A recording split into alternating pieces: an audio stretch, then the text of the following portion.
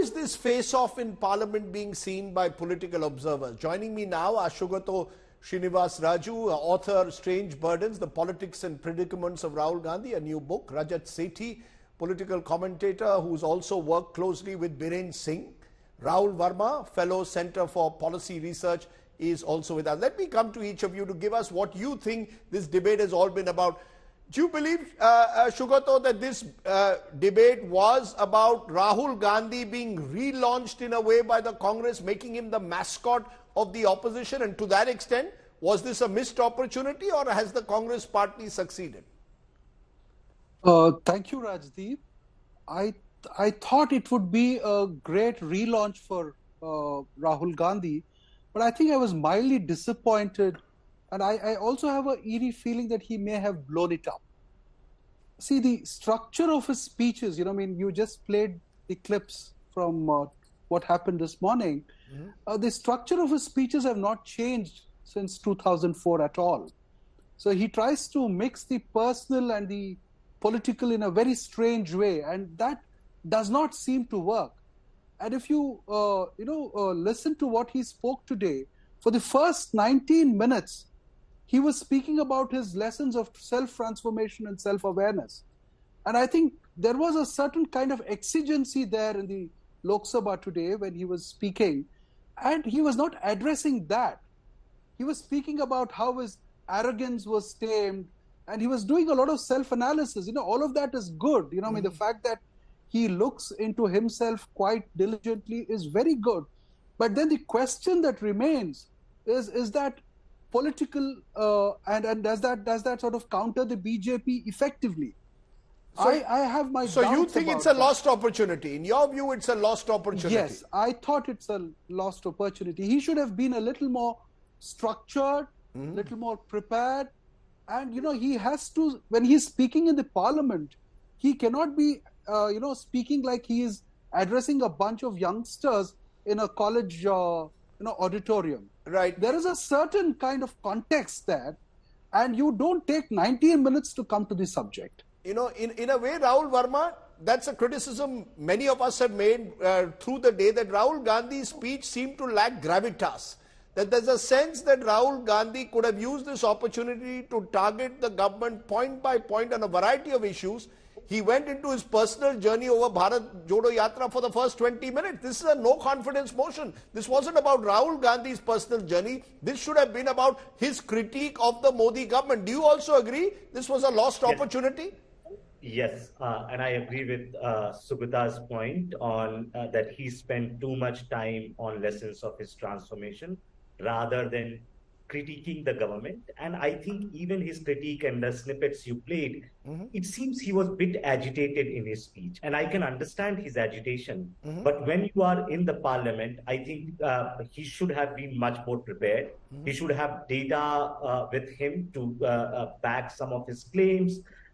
He should have been, using some of the things that government did or not did during the Manipur crisis. And so there should have been a structure to his debate. He should have raised that I have 10 questions for the government, and I hope either the Home Minister or the Prime Minister would reply to my 10 questions. So he should have been much more pointed in his speech. Second, I think he, in his hyperbole of comparing Modi to Raman, and then basically saying, "Aap desh drohi ho, aapne Bharat Mata ki hatya ki hai." I can understand some of the emotional outbursts, but my fear is that many of these things will boomerang. Some of it boomerang today, when Smriti, Irani and Amit Shah spoke, and when Prime Minister will speak tomorrow, he will not have the time limitation as Prime Minister is replying to a motion of no confidence. And you will see that PM will basically pick and choose what he wants to speak. And this is where I don't understand what is, Congress party or or the opposition's obsession to basically ask that we only want to listen to the Prime Minister on this question. I can understand from a political viewpoint that you need to hold the leader of the country accountable on questions, but you can't force him to speak what you want him to speak. Okay. He will tomorrow choose the topics that he wants to speak, and that may be a serious tactical blunder that the opposition has committed.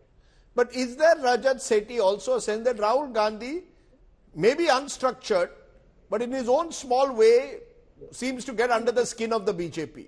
You see, whether he uses this Bharat Mata being divided, whether he uses the Ravan analogy, somewhere Rahul Gandhi gets under the skin of the BJP like no other leader gets. To that extent, would you agree that he managed to do that today, or do you also agree with the other two guests that it was a totally missed opportunity, that the BJP has nothing to worry about? See, Rajdeep, there has to be a continuity of emotions. When you have such an emotional, downpour inside the parliament, at least carry that emotion when you are walking out after your speech. Look at what he did. He was saying that my mother has died. He referred to Mother India and said कि Bharat maa mar gayi Manipur mein. And 2 minutes after that, he is giving thumbs up to his fellow congressmen sitting besides him, everybody patting his back as if it was a debating competition, and he has just, scored some brownie points in the debating competition, and he just stormed out of the house. He did not even have the patience to, to basically carry that emotions that he wanted to, to exude in that parliament and try and say that he's very, very serious about it. He had no serious suggestion as a responsible parliamentarian. He could have used this opportunity to recast himself and said that, okay, I have been to Manipur, I bring 5 suggestions to the table. Does the BJP have the guts to accept those 5 suggestions? He had not done his homework. Perhaps he wasn't even thinking that he's going to get a chance to speak in the parliament this session. Perhaps his lack of preparations means that. And this could have been an opportunity to recast himself. Look at what he was saying and what Gaurav Gogoi and all were saying. 2 Manipurs have been created. I mean, had he done a little bit of research, he would have realized that it was his grandmother who introduced Article 371 ABC.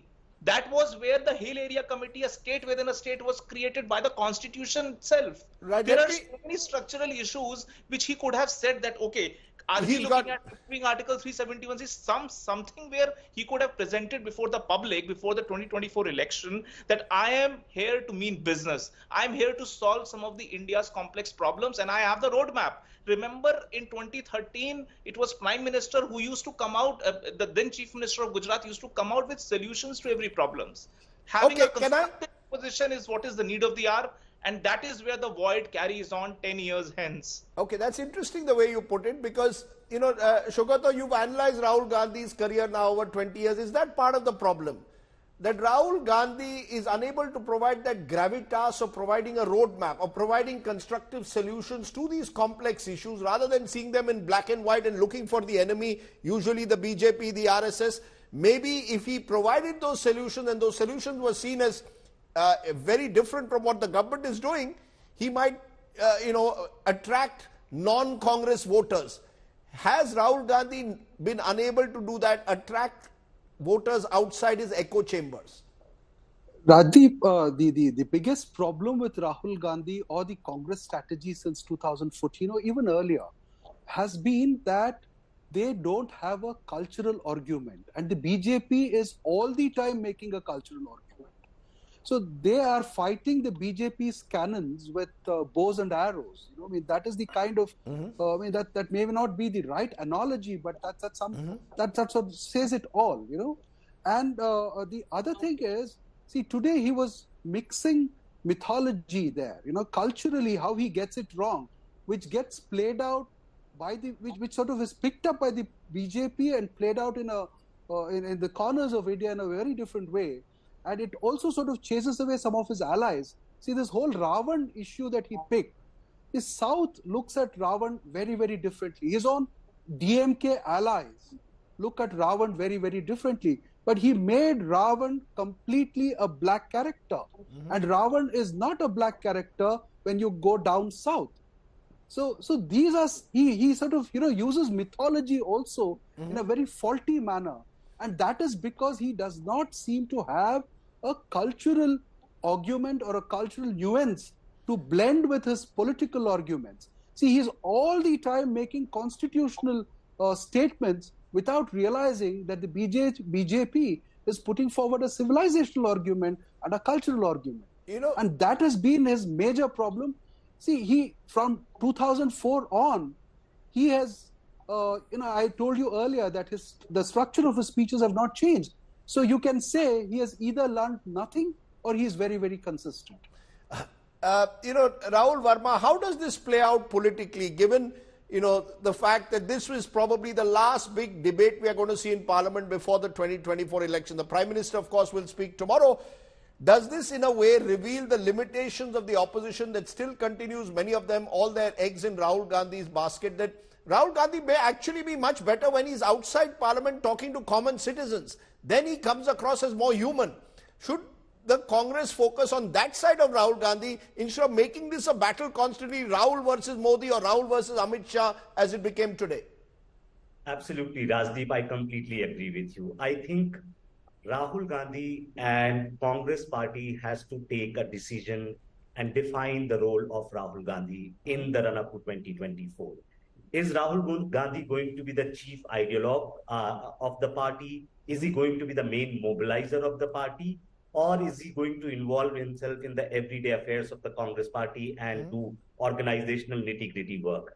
I think on the third question, the everyday nitty-gritties and organizational work, he has not been able to do well, right? And there has been accusation even by his own colleagues. Remember the G23 letter, that he's inaccessible. There are charges of him being, entitled.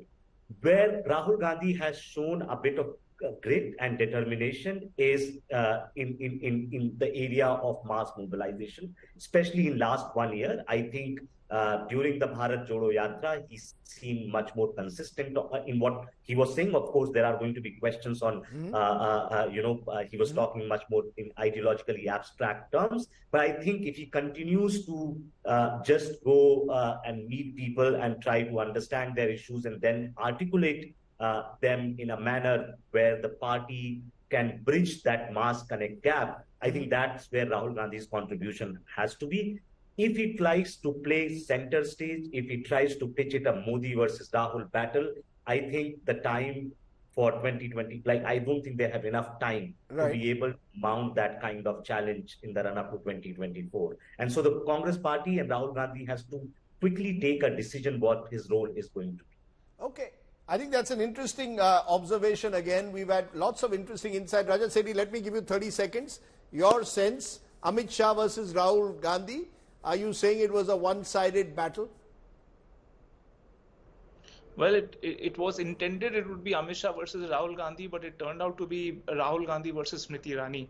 And some of, the gravitas question that you bring to the table, I don't know why that gesture of a flying kiss came out. It was inadvertent or was it, deliberate? I don't know that.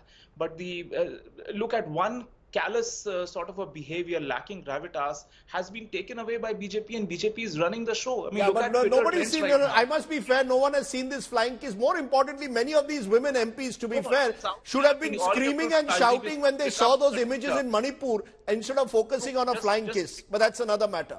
So that's what I'm saying. That's what I'm saying. If you have that demeanor of being a serious politician where the pain has a continuity beyond those speech minutes, then this flying kiss would have never come out in the first place. Okay. He was also walking back, which the cameras didn't pick. I was in the gallery, and I can tell you he was also bidding flying kisses goodbye to all of his members of parliament on the Congress side, on the opposition benches. Okay. So that's what I'm saying. Okay, if you have to be serious, you will finish your competition just at the level of a union minister. You wouldn't even be seen as somebody competing with the prime minister or with the home minister. Okay. You're not even at that stature right now. And I think that's where he has to put in a lot of serious efforts into. Okay, let's leave it there, Rajat Sethi. We've heard lots of voices, as I said today. I appreciate my guests joining us. Who won this battle? Personally, I thought Amit Shah today was factual, but perhaps could have taken greater accountability for what went wrong in Manipur. Rahul Gandhi needed to get more serious in terms of gravitas. Empathy alone is not enough, particularly when the empathy seems to be laced with so much anger.